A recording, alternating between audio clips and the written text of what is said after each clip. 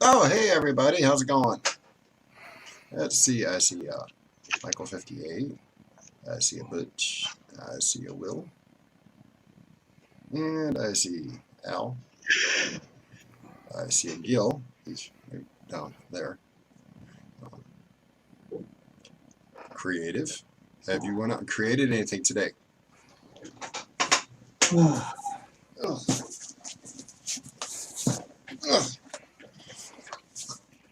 I created a package. I'm not going to show you the label, that way y'all don't see his address.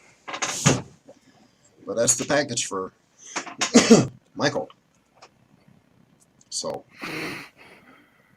yeah, it goes out Monday. So you guys see the package, you'll see it. Well, you ain't going to see it go out because I'm not going to be live when it goes out. So we'll wait a few more moments here to get a few more people in here. I see 6.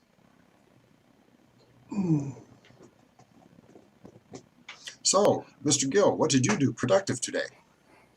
Let's see. I used both tractors. I did a bunch of disking and stuff. I pulled out a heavy irrigation gate that I'm not going to use that was on the new property and got it cleaned up. I'm getting ready to put it on Craigslist. Finished up loading up all of the IBC tote garden boxes, raised beds. They're all full now. You didn't pull a Teresa, did you? Pull Teresa?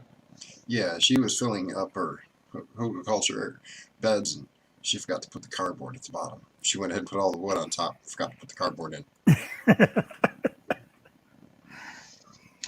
No. Okay, I just had to check. I mean, not to poke fun at Lee and Teresa, but sometimes. Yeah, I didn't video it though. I should have, but the last one I ran out of those, the milk jugs and the other jugs I was putting in the bottom, and so I have them along the outside edges, and in the middle, what I did is I had a bunch of 3/4 inch PVC short pieces of pipe, and I just laid a bunch of those in there to give it room for the any water to get over to the center hole to leach out. But yeah, see, I burnt up a million termites. Awesome. Did you cover the charcoal remains in chocolate and have a snack? No. There were 3 big stumps that had been sitting out there for quite a while that the termites were munching on. And so I, not stumps, well, lower parts of the tree, the trunks that had been cut up for firewood, but he'd never brought in. And had been sitting out there rotting and stuff, just full of termites. So I got a little fire going, scooped it up with the bucket of the coyote and dumped it in the fire. I could just hear them poor little guys going, "Help me!" No, it's more like wait, is that Rice Krispies going off? Snap, crackle, pop, Rice Krispies. Oh yeah. Hey, Treasure Dome. Good evening. And then I dug out the area where it was sitting at to make sure any nest on the ground got totally dug up, destroyed, and then I wheel rolled it in tight. Speaking of Stringfield Ridge, there they are. And I planted a couple of plants into the IBC tote garden thing, so they're going. And let's see, help my daughter start getting her sheep pen ready. She wants to get sheep this summer, so we moved the chicken pen around a little bit, enlarged it. All those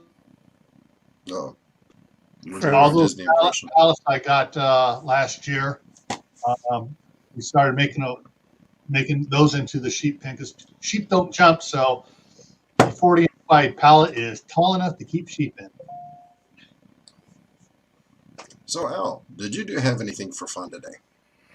Let's see, I did paperwork and I made sure one of my parishioners has a proper burial plot in our graveyard, not in the county's Potter's Field. So she's near my family and she's resting eternally there. And we're ordering the little plaque for her gravesite. And I just put down $250 from our pancake dinner we did 2 nights ago. And we got that all settled. That's one thing I really hate. I do not want any of my parishioners get buried in the Potter's Field. That's where all the drug addicts and all the derelicts get buried. And she's a sweet old lady, and she outlived all her family. So I made sure she gets a proper church burial and company because she don't have to be with the drunks and the drug addicts and Mm, God knows what out in Section 8. Blah. right. Well, I see we had 12 and one of them ran away already. I'm sorry, I didn't mean to Sorry. scare y'all off. But, like the thumbnail said, if you don't want the truth, don't ask. If you want something sugar coated, go eat a donut. So tonight we're going to talk real info about bags. Are That's with y'all a B. prepared? Because you know what? I am personally sick and tired of seeing all this malarkey that all these companies are putting out there, saying, this bag will get you through the apocalypse. Hello, CB. Gil, not old bags. My dad used to call my grandmother, my mom's mom, Haggy Baggy. Yeah, see, I kind of knew that's where you was going. That's why I said that. Because, see, I had a older family member who used to use the same vernacular. Problem is, he wore a frying pan one too many times. After about the 12th time, he couldn't remember what he said. So, what I'm going to do is I'm going to start this as soon as it comes up. I'm going to highlight one picture. This little picture right here. Now, you know what? I'll bet you this young lady is probably very athletic. She probably stands all of about 5'5", I'm guessing, maybe 5'4". And that is a military grade, military size, full loadout, 80-pound rucksack. I hate to say it, but the way that's loaded, where it sits on her, sorry for the high S's there. Yeah, the first time she goes to bend over or lean backwards a little bit, that bag is going to take her right down to the ground. It's too heavy for her size. And yet these companies are out here telling everybody, this is what you got to have. Unfortunately, they're not telling people to take several things into consideration. Scroll down here. All different kinds of bags out there. There's little teeny bags. Like, well, I guess that one's not teeny. That's about a 50 liter. That's what they call them. Liters. But they have small bags. They have meaty bags and big bags. Here's a small bag. It's supposed to be an IFAC kit. Oh, bug out bag. Oh, gee. Lots of water. That won't hydrate you unless you drink an entire row. These kits are poorly made. I've only seen 2 kits in the last 8 to 10 years that have actually been worth what they charged. And that's because they're put together by experts for experts. You and I are not going to be able to afford them unless you're making $1 million a year. Then you can afford Right. the $500-$600 for the bag. Butch has a good But that, question. what's that? I missed it. It's right underneath his high CB. It's Butch San Hollow Homestead. He has a question for you. It's the bottom one Well, on the chat. that becomes a personal thing, honestly. If you have a cheaper bag, it's going to hang low no matter what you do to it, unless you don't put nothing in it. If you have a better bag, it's going to have a good shoulder straps that are heavily padded, and you'll have a chest strap that'll help just keep the shoulder straps tucked in, and it won't allow the bag to sink. If you've got a really good bag, you're going to have a lap belt with it, a waist belt, whatever you want to call it. That'll lock it into place at your waistline, and it won't go nowhere. You can run, jump. All the bags I have, all the heavy-duty bags, the military bag, or the first aid bag you see back here, the one I got from Walmart, they all have the waist belt. So when I load them, I can load them a little heavier than I should, and it's not going to drag me down. I can bend forward, lean back, and it sits in the right place. I got to get a dead cat for this thing. And for anybody who starts to holler, a dead cat is a nice fluffy cover that puts it and stops all the high S's. So sorry about that. Also called a fur sock. Hey, we call it a dead cat. That's what 99.9% of people call it, a dead cat. People call it a dead mouse, but cats, mice, socks, whatever. No, this is the dead mouse. I I have got a a couple real of them dead too. mouse, but I'm not taking it out of the trap. Now, you also got different quality of bags. This is a video that Such did. You can see Team Such. He actually has a lot of good information on his channel too, so if you're interested, go check out Such, and he's got links in his main page for all his prepping stuff as well. But Such does some really good job, or does a really good job of explaining some things. But he has a tendency to get the more expensive bags because they send it to him. And yeah, these bags are high quality. They got the XYZ zippers on them, or YKK zippers, I'm sorry. XYZ, YKK, whatever. The bags are great. You know, this one from, let's see, Bug Out Bag Builder. That's a 511 bag right there. I can tell by the way it's designed. That gray bag right there is a 511 bag. 511 bags are great. Maxpedition bags, great. You're also going to spend high dollar for that bag. And like I said last week, I have a Walmart bag that is Ozark Trail that I paid less than 50 bucks for. That's maybe not as high a quality as far as the Cordura, but I've beat the heck out of this bag, and it's still in one piece. No rips, no holes, no tears. The zippers all still work great because it also has YKK zippers. So when it comes to your bag, one of the more important aspects for your bag, second only to the stitching of the bag, making sure it's double stitched, not single stitched, is the zippers themselves. If you have good quality zippers, that bag will last you a while, because your zippers, if they don't work, you're not going to use the bag.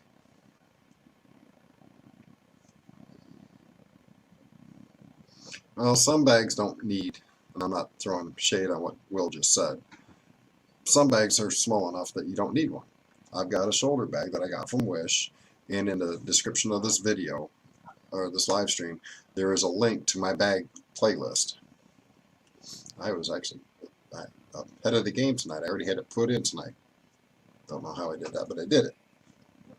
It's been a trying day. And in there you'll see a over-the-shoulder bag. Good evening, Christy. And that is more of a, to me, that's an office type bag. That's something you keep at the office. Hey, P2E.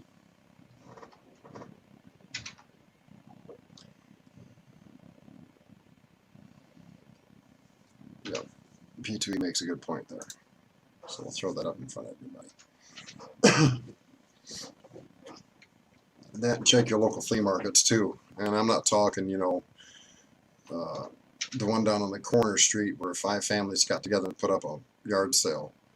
Check out the flea markets that allow people to put up booths that are, you know, usually on your back roads out in the middle of nowhere. That you got 50, 60 different families or groups of people that are trying to sell stuff. Some of them old flea markets like that, you can come across some really good deals on bags. Get back.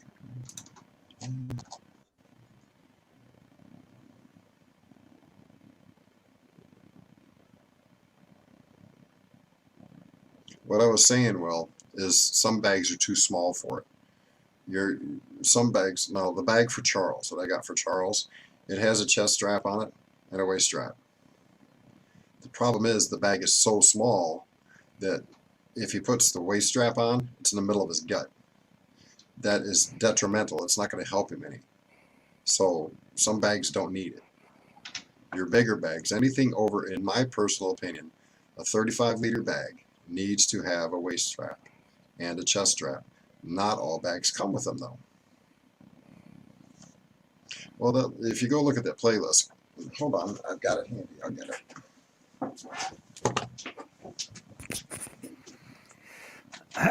While Dave's looking for stuff, Gil, do you have anything to mention?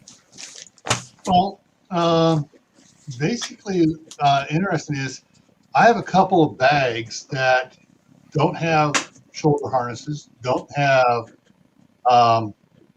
waist harnesses or chest straps. It's a big, huge duffel bag. One of them is 4 feet tall and is about that big around. I I can't reach all the way around. The way I carry it, I have a very well-made. It wasn't expensive, but it's high quality carry-all pack. Basically, all it is a heavy-duty frame with a fold down in the foot in the back, so you can set stuff on it. And I just strap those on those when I want to do it because the frame is tailored perfect for me, and so I can load it up however I want to load it up. And I got good padding, shoulder support, hip support, and I'm good to go on it. So it's one of those. I mean, that is probably one of the best packs I have. Is no pack. It's just the frame, and I can put on it whatever I need to. It drops. Okay, and CR. See if I can get in the camera. This is the shoulder bag that I was talking about. This is, to me, this is an office bag. This is what you've got maybe a couple small food bars in, a small tarp to make a rain shelter. You've got handy wipes. You've got it. And for most people, they never think of this little item right here.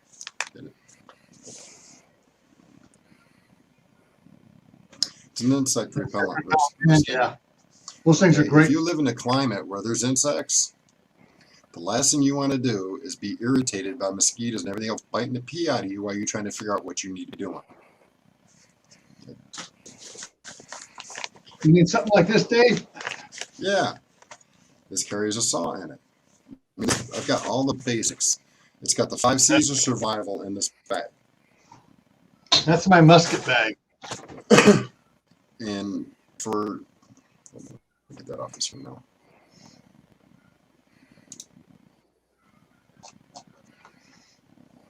For any bag, you need to think about the 5 C's. I also have a video in one of my playlists about the 10 C's. Dave Canterbury's 10 C's of survival.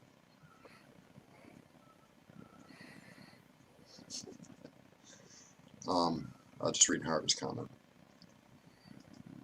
Before you plan a bag, figure out what you're going to put in the bag.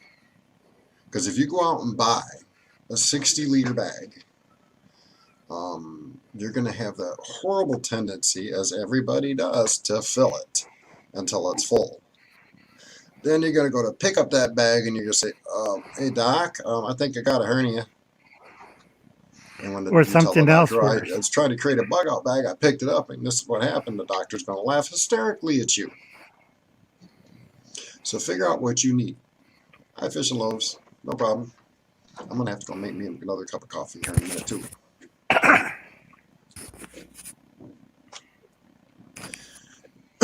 So, you know, figuring out, okay, you need a way to make shelter, a way to carry water, canteen, a way to make fire. You know, you figure out your 10 C's. And like I said, I've got a video on it. And I'm not the only one. There's probably 300,000 other videos on the 10 C's of survival. Some of them have great information. Some of them are full of poppycock. I won't mention any channels tonight. I will be polite. Oh, you're being nice. I'm trying. I'm really struggling, but I'm trying. But, you know, and let's go back over here to this page that I'm sharing. Scroll down here. I've seen it. Maybe it was back up a little bit. Oh, bug out bag number 3 from Gear Moose. Minus the weapon. That looks pretty roundabout. It's missing some things. It's missing a way to dig. I guess you could use the knife and the bolt cutters. Nope, that bag's not good enough. This is somebody's emergency kit. That one looks a little bit better. See, bring up a little bit of a picture here. Let's see. Yep, they got extra shoes, like socks. Looks like a small medicine bag, possibly electronics bag, small tool bag. Problem is, all of this won't fit inside this bag. True. And if they do manage to cram all of this into this bag, that bag's going to be about 45, 50 pounds. Going back to the comment somebody made earlier about body weight. Okay, I'm still over 230 pounds. I haven't put some of it back on. Okay. The average person who is in medium shape, relatively active, they don't run out of breath real easy, they can handle 20% of their body weight. So that means for me, on average, I can take a 42-pound backpack and walk all day with it. I personally know I can do 55 and go 3/4 of the day. I can't make it a full day, just most of it. I'll be honest. But I know this bag, while it looks like it's got a lot of useful stuff in it, it's still missing things. So this bag doesn't cut it.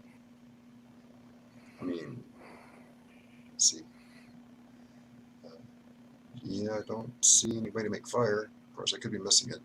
Got all kinds of electronic stuff. Oh no, there's That fire don't in need to there. It's off to the left. It's that little weird thing.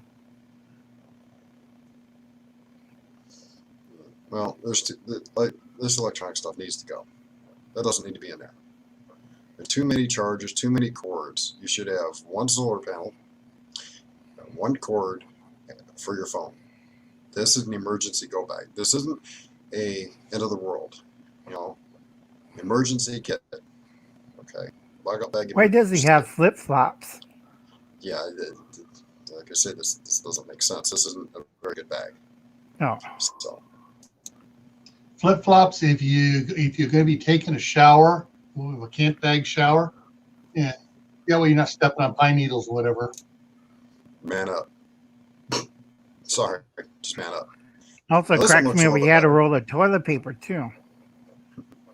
This one looks a little bit better. Okay, you got a decent bag. It's a longer bag, which means it's going to be thinner, which means you can actually stack the stuff closer to your body, allowing you to carry an extra 2 to 3% weight without it affecting your center of gravity and stability, which is something you have to remember. If you're a taller person, you can get away with a taller, slender bag. You can carry a little bit more. A shorter person, not so much, just like the picture I showed at the beginning.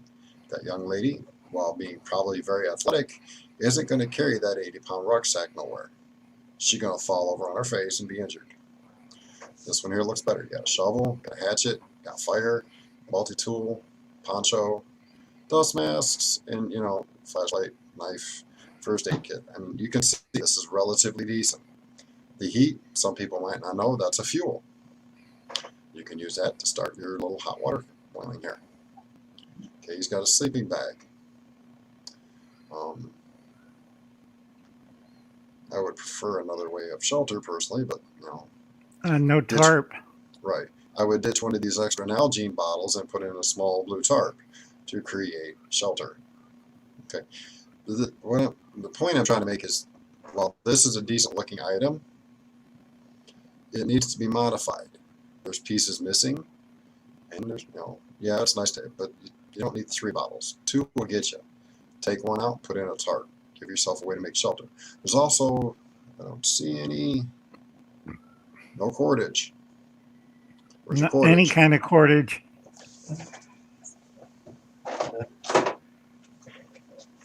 Cordage. Oh, wait a minute, on the camera. There we go. Cordage. Lots. I have 600 feet, or 600 feet of Titan paracord. I have a roll upstairs of 150 feet of thick nylon yellow rope. I have 100 yards of black bank line. Okay. Now, am I going to try and carry all of that with me if I have to leave? No. But I am going to take no less than 100 foot of my Titan paracord and 100 yards of the bank line.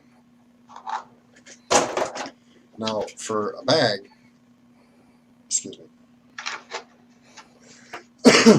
for a bag, I would want, like I've got set up with the paracord there, I want it flat. The spools are nice for storing here at home, but I want it flat. So I made that item after seeing a company's version of it. I made my own. I took a piece of Kydex, cut some grooves in it, drilled some holes in it, wrapped my paracord around it. Now it's flat, and I can carry a lot more that way.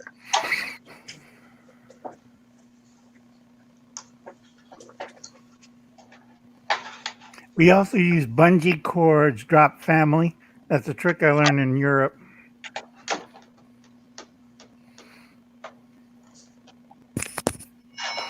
And folks, like Dave says, do not confuse the two.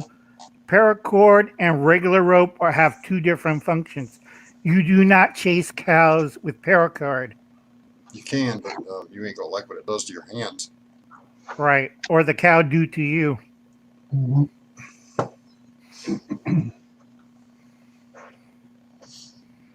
Go back through comments, make sure I didn't miss anything here. Got anything you want to add there, Al or Gil? Well, according to Dave Canterbury, a cloth sail needle, otherwise also known as a sewing awl, is a good thing to have. Compass, cargo tape, aka heavy-duty duct tape. Oh, he also said cotton bandanas, at least 3 foot square if possible. You can use those for a lot of things, including first aid. And I like the candling device, i.e., flashlight, glow stick, something that makes light. But the one thing I like, we stopped talking, called combustibles.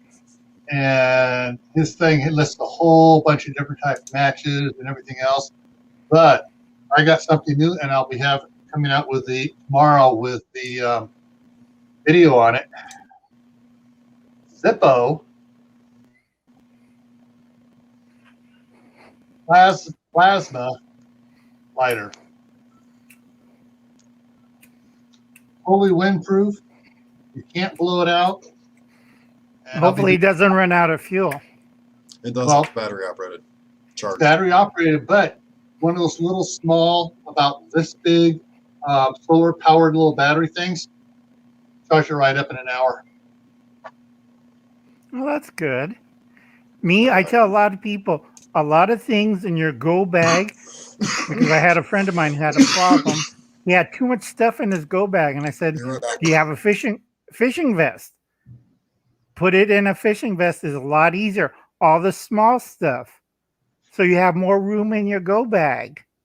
You put it in the 6 to 8 pockets of your fishing vest, your 2 pockets in your shirt, and whatever you can put in your pants pocket. 6 to 8 pockets on your vest? You got a small vest. I got about 12 or 15 pockets on mine. Yeah, but they're big. I could put stuff in it like my 45. It's old school. Hey, mine's not exactly small. I can put a 45 in it as well. True. But like I said, a fishing vest will carry a third of all the stuff you have in your bug out bag. It's just a small, repeatable items. You don't need to put it into your go bag or bug out bag. That'll fit into your shirt pocket or into your what's called fishing vest. I could walk into the store and notice an old man with a fishing vest and a beat up old hat. And I'll walk in, do what I need, get out. And it's like, he's not an armed terrorist. You go in there with one of these fancy dandy go bags and you'll see security on your butt. He's a terrorist. Yeah. He's an Arab terrorist. No. What? I just forgot it. The name of that group that tried to release the sarin gas in the Japanese subway. Right, the Shundun. Yeah. He's Shundun. They were nuts. They wore helmets that zap electricity in their brains. Yeah. That was back in the 90s. Remember that, Gil? They were trying to... And the sarin gas wasn't a true form of sarin gas, so there'd be more dead people. All right. So I'm not sure what all Dave's planning else that lives. I know we mentioned before, but until you expect one of the bags that was really popular back in the day, and a size Alice bag? No. I haven't heard it mentioned much. Froze, yeah. Okay, I haven't heard it much past until the late 80s into the early 90s. It was common. It was one of the common called bags out there in the 70s and 80s, and it's called Rat Fad. That's RATFAD. There's Dave. Yeah, there's Dave. And that stands for run away to fight another Dave. So basically, that's if you get overrun, that's the bag you grab to go out to sneak back in, and while they're sleeping, all drunk on your alcohol you left out, you come. That's when you sneak back in and take them out when they're asleep, or come back in and do guerrilla warfare from on your land that you know better than they do. But the rat fat bag, I haven't heard that mentioned by any of the popular prepper channels, and I use that term loosely. Right, but that goes back to the 60s and 70s. Well, then, A true classic does not go out of style. They True. just forget it and try to rename it something else. Like the bug out bag. Oh no, this not a bug out bag, it's an inch bag. I did a video on inch bags. Or go bag or go away No, bag. to me, they're different though. You know, some people try to make an amalgamation of all the bags into one. That's a mistake. Every bag serves a different purpose. Yeah, but you don't want to have 40 different bags. Well, but this is an office bag. Right. Okay, you keep that in your office. You have a smaller one, about the size I have for Charles, in the car. Yeah, If your office bag, also known as which was also called, get to my car bag, is all that's all it's for, is to get you to your car. Yep. In your car, you have your get home bag. Or if you want to be more chicer and more high up end, you could call it a man bag. A man purse. Remember those guys? Yeah, unfortunately, I was traumatized. I still have nightmares. Me too. And that's drops, and that's what the caches are supposed to be kept near your bug out location. Right. So if you get up there, get up close to it, and you glass in your bug out location, oh crud! You have supplies out away from it, and go dig up and carry on till you do whatever you need to do. But That's you got to why be Charles- careful Go ahead, on. Go ahead, Dave. No, go ahead. Sorry. Go ahead. If you're doing caches, know how you do your cache. Because I seen some people like, what are you doing? I'm putting stuff in the bucket. Why? It's my cache. No, you're just making garbage for the land. You got to remember, compression of the soil. If the soil has a high water table, guess what happens to everything inside that bucket?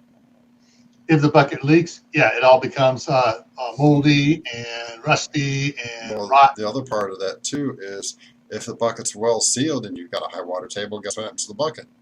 It comes to the surface, fully intact, ready for the next person to pick it up and carry it off. Right. Right It back up. pops out. It pops out of the ground. Or worse, like my friend did, I put it in a steel pipe. His cache in the mountains got hit by lightning. Boom! And everything flew out of that cache like a shotgun shell, like Dave said, because it had a 1/4 inch of water, electricity, steel pipe, and water. What do you think happened to all his stuff? Rapid Including- expansion of contents. Right. All over the place. We found cans in trees. He never found his Ruger 22 or the 200 rounds of ammo and mags that was in the thing. I still figure out it's still in the bush someplace, rusting away. And Stringfield brings up another valid point, and I'm going to have to chastise you guys next time you go live for this. Check your bags, not once a year, but every 4 to 5 months. Okay? Every time the season changes, check your bag. If it's winter, make sure you've got winter stuff in it. If it's summer, make sure you have summer stuff in it. You don't want to grab a bag that you ain't looked at in 3 years and realize it's 97 degrees outside and the only thing I've got are wool clothes. Yeah. Or do you like real quick? Or Yeah, do you like or do you like Steve? I don't trust this can. It's bulging. Yeah, that was a funny video. All right. Froze again. Carol made a remark back there about it's a merce. Merce is a man purse. That's what they used to call my what I used to wear at work, Oh God. which normally if I'm with it, you can see I'm not carrying a weapon. You think I have weapons in here at work. That's where I kept my duty weapons and stuff. So yeah, it looks very whatever you want to call it, but Fashionable. it works with all the for carrying all sorts of stuff in here. I can carry a couple of bottles of water in there, my duty weapon, and a bunch of other stuff, and it doesn't look like a threat. Right. And that's one of the things. Not is to look not like a threat till the threat comes out. Folks, Be if you as want good to as save your possible. life and a lot easier, get a computer bag, put a ballistic plate in it. If you could adjust it and make another strap for it, it'll fit around your neck. And anybody stupid enough to shoot at your, oh, he has a laptop computer case. Laptop won't stop it. I'm not carrying a laptop. I'm carrying hard plate. And you try to go through that and you're like, what's Uncle Alan's pulling out of the bag? Oh, it's a 44 Magnum. I'll think I'll run away Why because I pull have dirty Mac? tricks. Why don't you use your Mac 10? Nah, too old. Shh. He ain't supposed to tell nobody he's got that still. He reported that one at the bottom of Lake Mead. What's a Mac 10? I'm modern. I use a Mac 11. And before you go out and start trying to buy an EMP bag, do your research. There's a lot of fake bags out there. Oh, A yeah. lot of fake information that'll cost you more money than it's worth. And Yeah. also, the potato chip bag trick does not work. I keep telling that to It's not people. Mylar. It's Yeah. not Mylar, no. If you see it on a Will Smith movie, it doesn't work. I gotta Yeah. get more coffee. Be right back. Yeah. A good EMP bag. Basically, you can take the radio, stick it in an EMP bag, toss it in the microwave, and run it, and then take it out, and the radio works just fine. And you'll destroy the microwave too. Yeah. It'll fry the microwave. Yeah. But that's Tech Protect has it has probably one of the best EMP bags out there.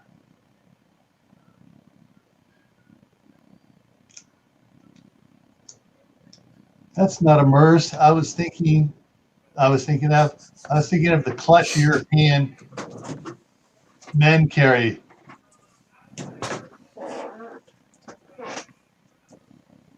Yeah. Well, if it's a clutch type bag, then it's a munch. Oh boy. Let's not derail the train too much.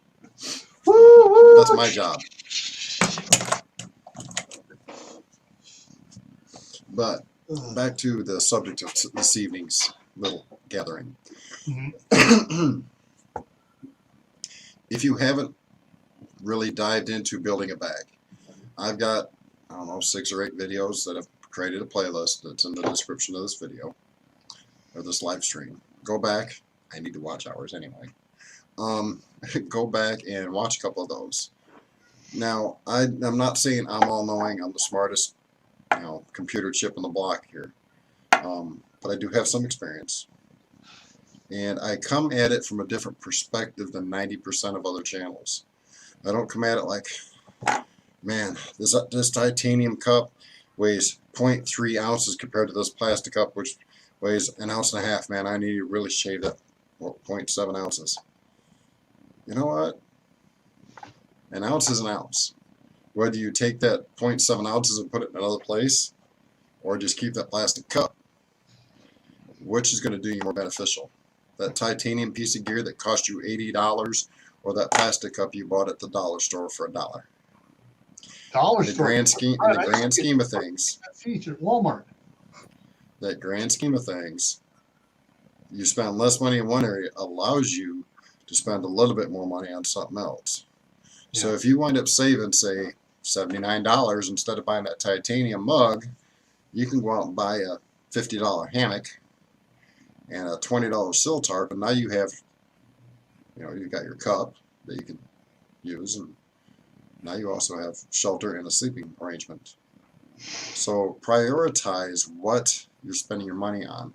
What is going to be more beneficial? Yeah, I admit it would be. I would love to have all that fancy titanium stuff, the cook cup, the canteen, the fork and spoon and knife, all individualized because they're lighter together. Yeah. It would be nice, but do I need it? No. Do I have what I need? Yep. Yeah. Will I have? Does what I have get me through an emergency situation? You better believe it will. And it didn't break the bank when I bought it. Yeah, and you're not really going to try to stop a bullet with that titanium cup, anyways. Mm-mm. So it really doesn't matter what cup you got. Yeah. Cup's a cup. Hey, Dave. Back when I was a wee little lad, back in Back when the dinosaurs roamed the earth. yeah, that I would say that was about 1963, 64 or so.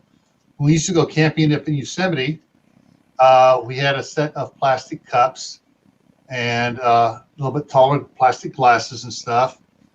I still got them from when I was a little squirt. You know, I inherited them all. Now my brothers and sisters didn't want them. I snagged them as fast as I could. They're still, I think it's about all the cups are still intact after 50 years, 60 years, 55 years. So, you know, some plastic cups don't, your cup does not have to be titanium for it to survive. And this is kids playing with it, you know, taking the cup out and digging in the dirt with it and other crud and everything else. And they're still good to go. And CR, I don't actually lay out the videos in that manner. What I do go through is this is the bag and this is the contents that I could put in this bag for this level of preparedness. You know, I've got a cheap bag, I've got a medium bag, and I've got the expensive bag. And a video separated for each one. So if there's somebody that's on a real tight budget, you know, like me, and they really, really, really want to put a bag together quick, but you know, they're only like 10 miles from home when they're working, then something like this little bag right here is sufficient. This little bag will get you 10 miles, no problem. You can carry food, water, shelter if you need it, you know, stuff like that. I give the basic ideas for what you need to put into the bags. Yeah, So as far as putting your first aid kit in the top of your bag, no. In fact, in Boy Scouts, you're taught not to do it. You have it in one of the outer pockets that's quickly and easily accessible. You don't want to be pulling straps to open up the top, to undo the thing, to get into the top of your bag, to get the first aid kit. You want to be zip, grab, and there it is, and you're ready to render first aid. To the roof, all going up.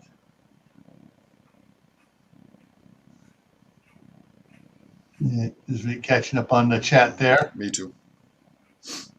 But as far as laying out a bag, first thing you want to do is you want to take the heaviest stuff you've got at the very bottom of the bag. Then take something lighter and put that on the outside of the bag so it kind of pushes that heavier stuff towards your body. You want to layer it so the heaviest stuff is toward the middle to lower back, but as tight to the body as possible. Put some lighter stuff out there to keep it there so it doesn't wobble around in anything. And you layer it and build it up that way. Yeah. But don't make this little mistake I've seen some grunts do. They started off that way, then they filled the middle of it with a bunch of light stuff, and then stuck an ammo can on the top of it. And then they wondered, why did I fall over? Let's see, you've got 80 pounds of backpack and 25 pounds of that sitting on your neck. I have no idea why you fell flat on your face. Yeah. Dummy. It's also good, folks, to listen to Dave and do what he says, and also field test it. Go out and walk. Everybody watch key. And watch Hubble's Cat's 12-kilometer midnight hike because everybody's doing.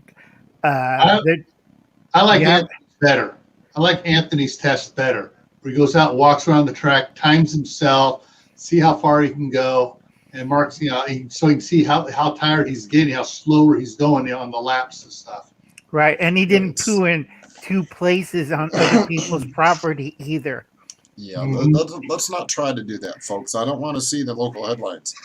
Local member of SOP's family is found on private property going poo and faces 30 years in jail time because it was a judge.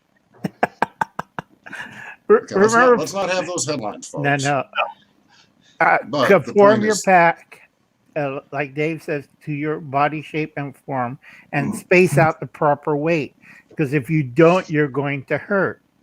mhm. And my backpack or day pack is this little simple rig that I always carry with me. See? It's simple, it's lightweight. There's nothing in here that is illegal that you should not know. I like the way you emphasize it's not illegal that you should know. I see nothing. I know nothing. Anywho, but yeah, that's a valid point. And the best way to get used to carrying, well, what some people would call an excessive bag on their back, is taking it a medium-sized backpack. And you can skimp on this part because this is a training pack. What you do is you go to Walmart, buy yourself a 15-liter bag, and put a small brown brick in it. Now, the little teeny building blocks that you see on the side of a house, the brown bricks, put one or two of them in it to start with, and go walk for 5 miles. And when you get back, you're going to say, ow, man, my feet hurt. Do that for about 2 weeks until it gets to the point where you don't even notice the backpack on your back.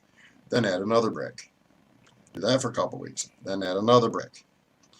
Get it up to the point to where you can then start getting AR 500 has one. It's not cheap, but it is an excellent way to train with weight on your chest.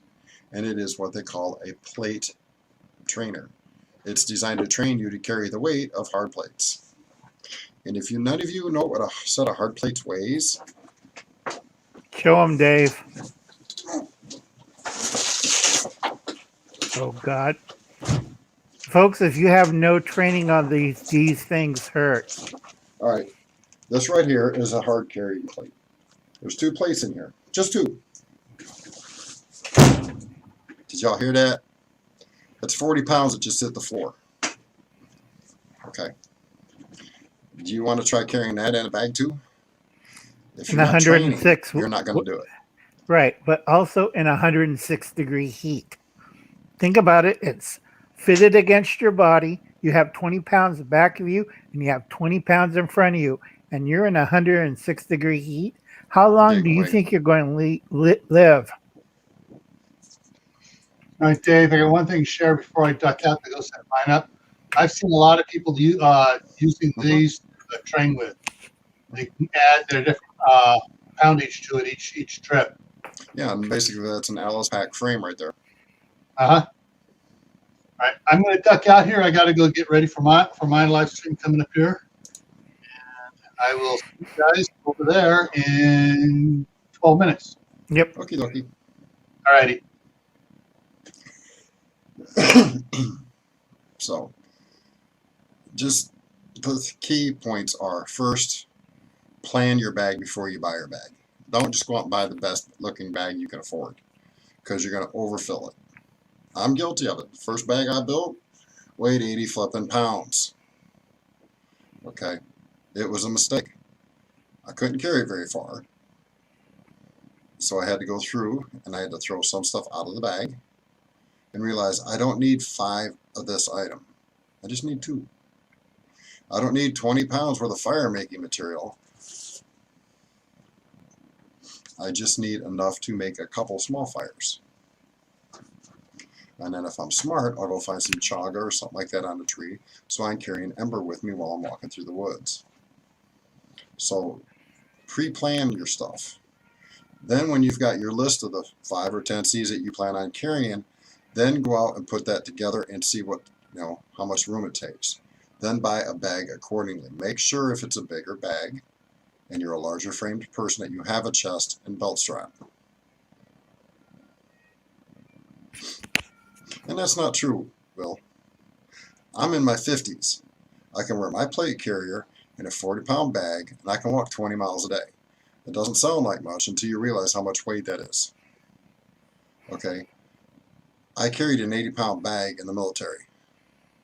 12-mile force march. I made it. A lot of guys didn't. Okay, I'm not in the shape I used to be.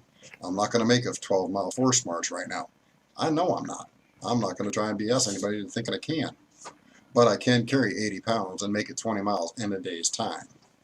Yes, I'm going to be tired. Yes, I'm going to hurt. But if my life depends on it, I'm going to get it done. I know I can do it. Right, CR, or make char cloth. Well, see, I'm not trying to poke fun at anybody. Well, not everybody can do it. But knowing your personal limitation, that goes for anybody out here. Al's not going to carry that plate carrying a 40-pound bag. I don't expect him to. But if Al and I are in the same group, me knowing that he can't do it, I'm going to pick up a little extra load, and I'll give him a little extra lighter stuff, so we're both carrying equivalent mass, but I'll take the heavier weight. That way we're still getting the items we need. I'll take the food and the extra stuff, and I'll have Al carry the med pack. That way we've got our first aid, we've got food, and we got our gear. So that's another point I made in the inch bag video. You ain't gonna make it alone. You personally cannot take into the woods, as any one person in one bag, everything you need to survive for the rest of your life. You'll make it a little while, but you're not gonna make it forever. No. You want to survive and thrive. You don't want to live a boring, mundane existence in the middle of nowhere all by your lonesome. You will literally go crazy. There's too many studies to prove it. And there's too many examples that happen. So if you're going to build a bug out bag, build a community with it. That's one of the reasons that people like myself, Al, Gil, we do videos to try and get people to think ahead. Find people in your area that are like-minded, that you can actually talk to, that aren't some elitist, snob-nosed, and I can't go any further because I'm trying to be nice. Yeah, we're trying to believe right. They're so stuck on themselves that they think, well, if you ain't got an AR rifle, a shotgun, and a 45 and 1,000 rounds of ammo for each one, you can't be in our group. And if you do get in our group and you've got that, and for whatever reason you're leaving all your stuff here, no, those aren't the kind of groups you want to be part of. No, because they of totalitarianism. Right. And they have no idea what they're doing. They probably shoot themselves in the foot. No. These people are usually pretty intelligent. I'll give them that. I mean, they'll lay out everything in a very structured and proper way.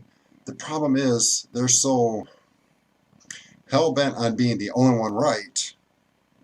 As the old saying goes, they can't see the forest because of the trees. True. Okay, and I'm not saying they're 100% wrong, but on 70% of what they're trying to do, they're missing the mark. They're going to alienate everybody else, and then they're going to be the ones that get shot, because everybody else is going to get sick and tired of it. So try to, if you want to get yourself prepared, find people in your area, and there are quiet groups on Facebook that can help you locate members of like-minded individuals in your areas. Fortunately, I should say unfortunately, some of those require a small monthly fee because they actually host a server full of information. So, excuse me. Go ahead. Like Dave says, a good example of people trying to understand group dynamics, I always tell them, go watch Netflix on the Lost Pirate Kingdom. They started as a small republic, and then group dynamics, and you see how it disintegrates over a 10-year period. It's a very good understanding of group dynamics. Yep.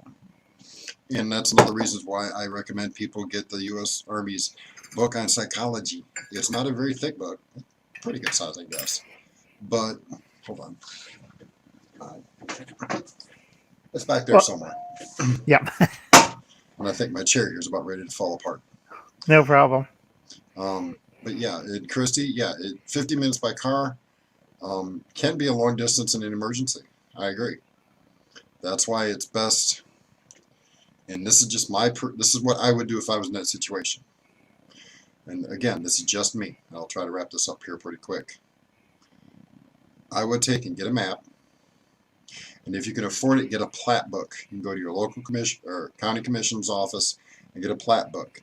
It is a book that has all your elevations, every deviation, every road, whether it's a marked road, unmarked road, whether it's finished or unfinished, and plot yourself a way there as quickly as possible, shortest possible distance while avoiding things.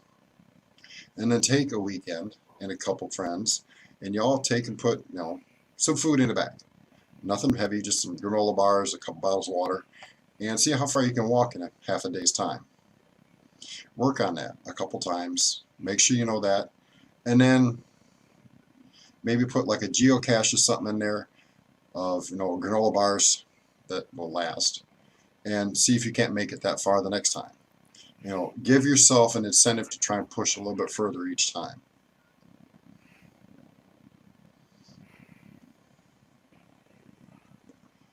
Well, there are lots of those out there, fishing loads. There's a lot of fraternities out there. There's one in the Ozarks that comes to mind really badly. Don't mess with the bear. Or in that case, the pastor of that place. I don't trust either one of them. Any pastor that contradicts what the Bible says doesn't need to be preaching. My personal opinion. Also, it's funny too. How many of these places got raided, Dave, in the last 20 years? A lot for having illegal automatic weapons. I pay attention to that stuff, so I know whether I can trust the people that are speaking out their mouth or out their, what. Right.